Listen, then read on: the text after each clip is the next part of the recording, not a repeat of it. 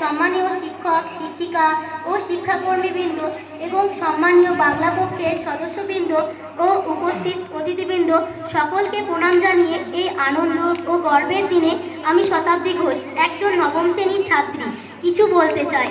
বিদ্যালয়ের ভারপ্রাপ্ত শিক্ষক মাননীয় বিকাশবাবুর কাছ থেকে আমরা জানতে পেরেছি যে আমাদের বিদ্যালয়ের ভাষা ও সাহিত্য বিভাগের বিশিষ্ট শিক্ষক মাননীয় শ্রী জয়ন্ত মুখার্জি মহাশয় বিদ্যাসাগর জাতীয় শিক্ষক সম্মান 1431 এই সম্মানে ভূষিত হয়েছেন।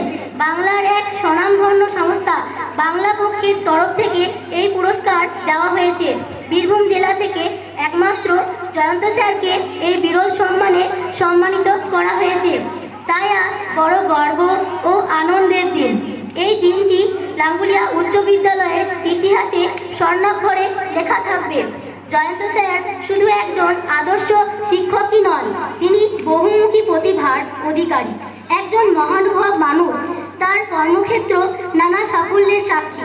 এই রার মাটির দেশ বাংলা বীরভূম জেলার ঐতিহ্যবাহী শিক্ষা প্রতিষ্ঠান লাঙ্গুলিয়া উচ্চ বিদ্যালয়ের মুকুটে এই সম্মান নতুন পালক সংযোজন করেছে।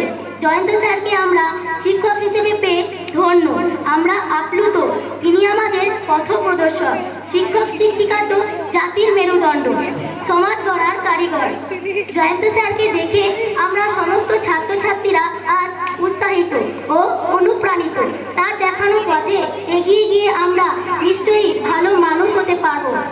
উনি একাধারে বাংলা ভাষা ও সাহিত্যের একজন খ্যাতনামা শিক্ষক, সেই সঙ্গে বিশিষ্ট অভিনেতা, লেখক, সঞ্চালক, তবলচি ও বাচিক শিল্পী।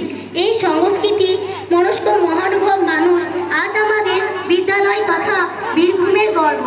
সদা হাস্যময় জয়ন্ত স্যারের মধ্যে আমরা দুটি সত্তা লক্ষ্য করি।